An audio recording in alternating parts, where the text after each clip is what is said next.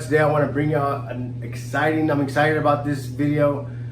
I've been getting a lot of messages from technicians all over the world, man. I'm excited about that. Technicians all over the world messaging me, man. I want to make more money. Show me how to make money, man. How do I take my business to the next level? How can I, start from a technician to a business owner to an investor? How do I take that? How do I get there? I want to be there overnight. So I'm going to give y'all some good information that I've learned through my journey. And if you don't mind, I'd like to share with you my journey real quick. I had twin boys when I was 16 years old. Twin boys, dude. I was a freshman in high school. I remember they told me I was going to have twin boys. I didn't know what the hell to do. All I knew was I had to get my ass to work. So I got a job at Hollywood Video. Worked there for about maybe a year. I think I got fired, I don't remember. But I got offered an opportunity to work at a dealership. It was a Cadillac dealership. I started off in the mechanic side. I was a porter. I would dump oil. Messy job. And had a bad habit of just coming in late every morning. I had twin boys. We were trying to figure life out, and I never got no sleep. I knew they were gonna let me go, so one of the guys said, "Hey, you should go see if you can get a transfer to the body shop." And I was like, "Man, I don't know nothing about body work, dude." He's like, "Man, they need a porter over there. Someone to just wash cars, buffs, clean the shop." He's like, "Just go, man. You'll be the only guy over there that does that, so nobody will. You'll be working by yourself." So I went over there. I asked I got an application. Talked to the manager. I said, "Hey, I want to do the transfer." He says, "Do you know how to color sand and buff?" And I said, "Yeah, I can do it. I can do it." And he's like, "Man, well, if you can do it, you got the job." So from that day forward, it was an on-hand training, fake it till you make it. But what I did was I just asked a lot of questions. I listened. I got a lot of knowledge from the painters, from the body man. A couple of years passed. I started doing body work. I started doing painting. I was just helping all over the shop. I got a lot of knowledge in all different areas, and that really helped me. It wasn't until I got into custom painting about maybe 5 years after I started. And you can find some of my stuff on YouTube. It's gonna be under South Texas Custom, Stan Medina. You'll see some of my old school custom paint jobs on there. I was actually ranked one of the top painters in Texas for a long time. But I wanted to take my business to the next level. I wanted to have a business, a full-blown business. And so I spent thousands of dollars, seeked out mentors, read thousands of books, and educated myself on how I needed to do that. How do I need to take my business to the next level? What information did I need? Until this day, I have mentors. I'm always educating myself, studying to take my business to the next level. And I'm gonna bring you years and years of knowledge that I've learned. I'm gonna give it to you for free, man. So one of the main things that will help you take your career to the next level is understanding the money game. Okay, the money game has been around for years. It's something that's not really talked about a lot because it's more about you can tell if someone knows the money game. So you can just tell by what they own, how they carry themselves, and just overall in general their lifestyle. You can tell when someone knows the money game and when someone doesn't know the money game. Okay, and so I'm gonna break the money game down to you, because if you're a technician, this money game will take you from A to Z if you apply it. It'll get you where you want to get fast, because I'm going to share some facts with you, okay? 57% of Americans have less than $1,000 in the bank. 57%, okay? 39% of Americans have $0 in the bank, okay?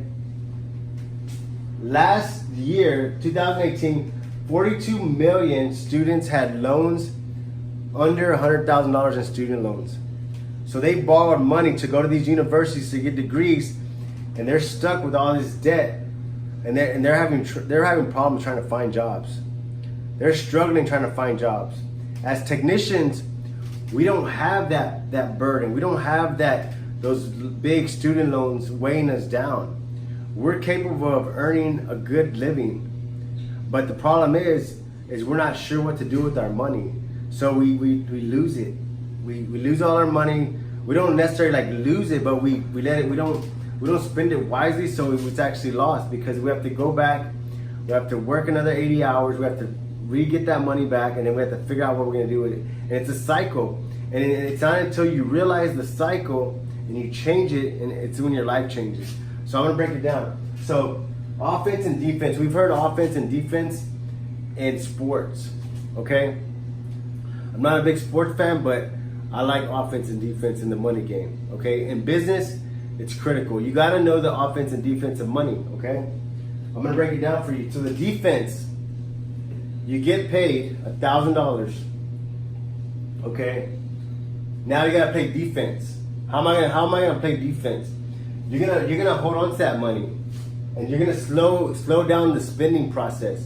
So if you get $1,000, you're not gonna automatically go out and just spend and buy. You're not gonna go to the department store and just buy clothes. You're not gonna be careless about it. You want to slow it down. You want to be conscious. Say, you know what? I got this money. I worked this much, time for it. I need to make sure I spend it wisely because I'm not getting any younger. I'm just getting older, and your energy level might go down. So you want to be wise. One way you're gonna play defense is you're gonna hold on to your money. You're gonna make sure you're guarding it. You're gonna slow down the spending of it. You're gonna start to get money management. You're gonna start to manage your money a little bit better, a little bit more efficient. Make sure you know where you're spending it. You're gonna create a budget.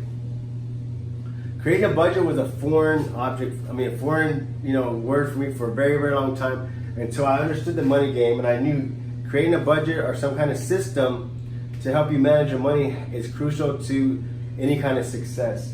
So, budget, and then you want to focus on sales. So, if you have $1,000, the last thing you want to do is you don't want to get comfortable.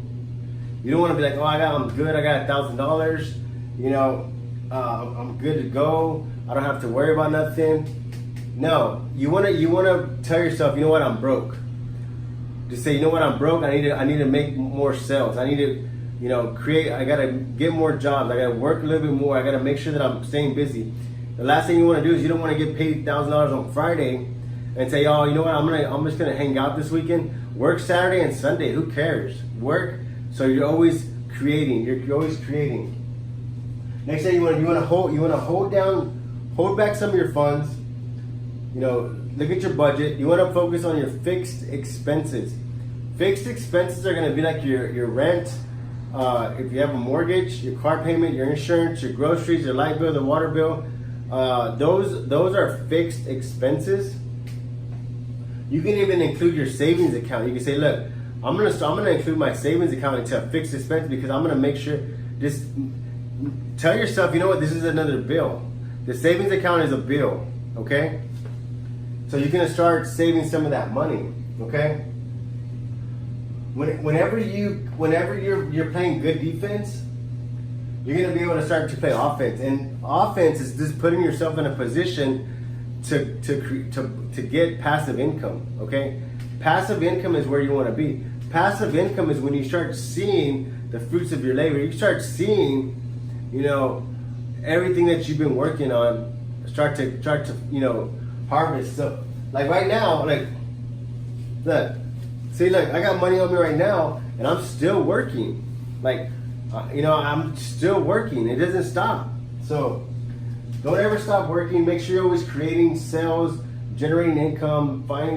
If there's stuff that you can get rid of at your house that's not being used, sell it. Say, you know what? This weekend I'm gonna have a garage sale. I'm gonna sell all this junk. The next weekend I'm gonna create a budget. The next weekend I'm gonna make sure that we have an itemized food list for the month so that I know how much we're gonna spend. It sounds crazy, but this is the money game. If you want to take yourself to the next level, you gotta play these little games. You gotta play the money game, but you gotta play it. You got to play it. You can't just play one part of it. You gotta play all areas of it. Okay. So, what happens after that? So we're playing defense. We're playing offense. where do we go from there, Stan? Okay, this is how it's gonna work.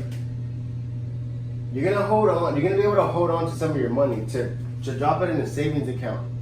Okay. Once you get a savings account, you don't have to accumulate a lot of money for your savings to open a life insurance. Okay. The life insurance. I'm gonna put right here, life. I'm gonna put life there because you want to have a life insurance for your family. Okay. You can get, 500,000, 200,000 for your with very little money, and that's going to protect your family if something were to happen to you. So if you're not in a position right now where you have, if you haven't created a lot of wealth yet, hey, get a life insurance so that if something were to happen to you, your family's going to be taken care of. That's free money.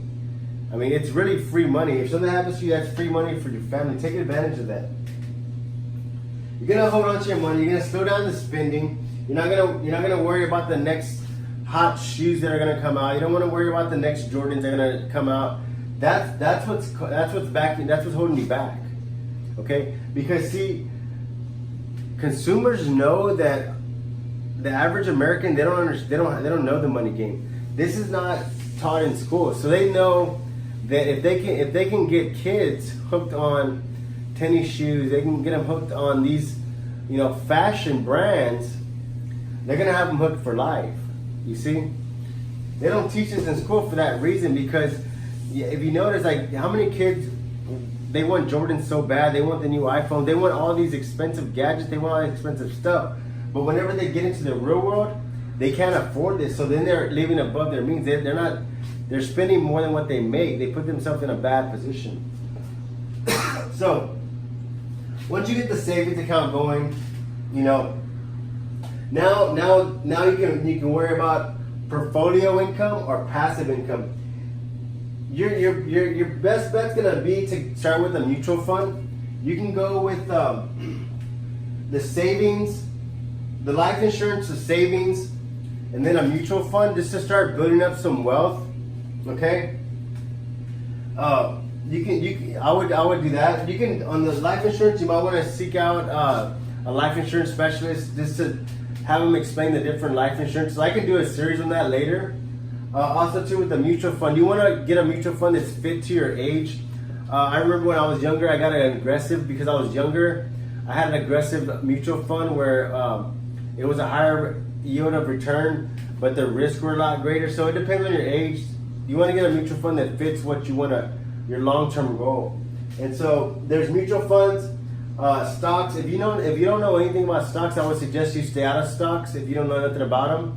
It sounds cool and it sounds like it's a good deal, but if you're not really into, like, if you haven't studied stocks for about 2 or 3 years, I would stay out of stocks. Mutual funds gonna be your safest bet. A lot of companies offer 401k.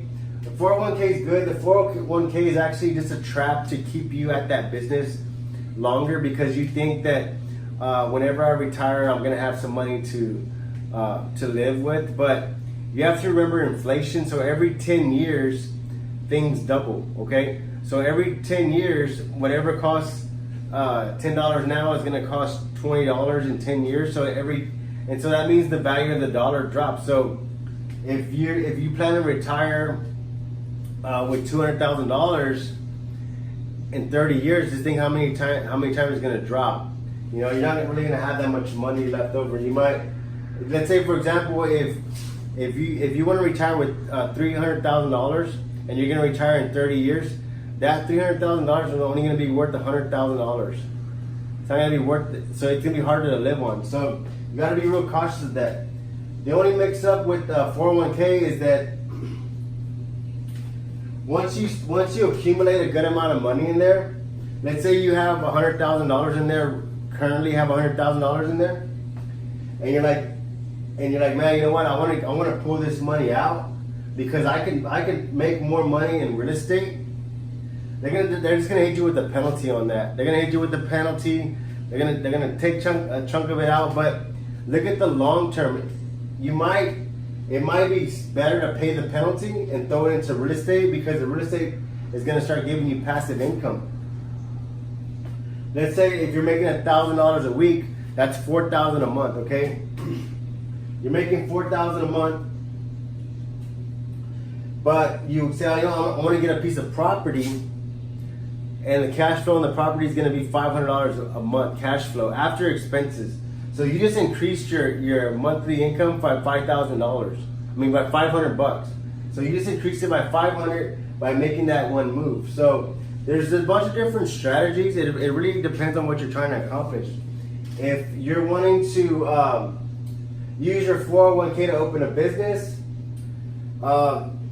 that can be really risky if you don't have a backup. What I would probably suggest on that is for you to build up another savings for the business.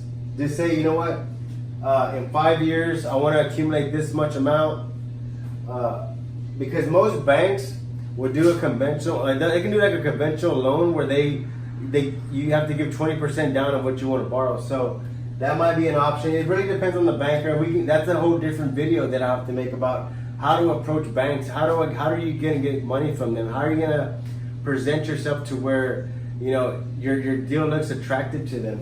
Okay. So portfolio income is going to be stocks, mutual funds, 401ks. Passive income is going to be real estate or businesses. There's some other businesses other areas that fall into passive. There's a long list of them. I don't have enough room on the board to write all of them. Also with portfolio, there's also other options too. These are just kind of the basic things there.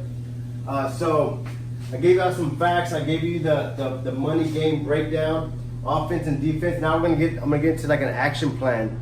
Okay, the action plan that I want to challenge you is, play defense. Make sure you're playing defense every Friday when you get paid. Make sure you're playing defense on the weekend. Make sure you're eliminating like a lot of unnecessary expenses. If you know, hey, we spend a lot of money on. We have cable and we have 1,000 channels and we pay $3.99 for that. Ask yourself, say, hey, are we able to just do internet with the basic channels? That's only $100. So you just went and you saved $200 a month just by making that, being cautious of that. And what you're doing is you're just slowing down. You're slowing down. You're starting to manage your money, and now you have some money to throw in the savings.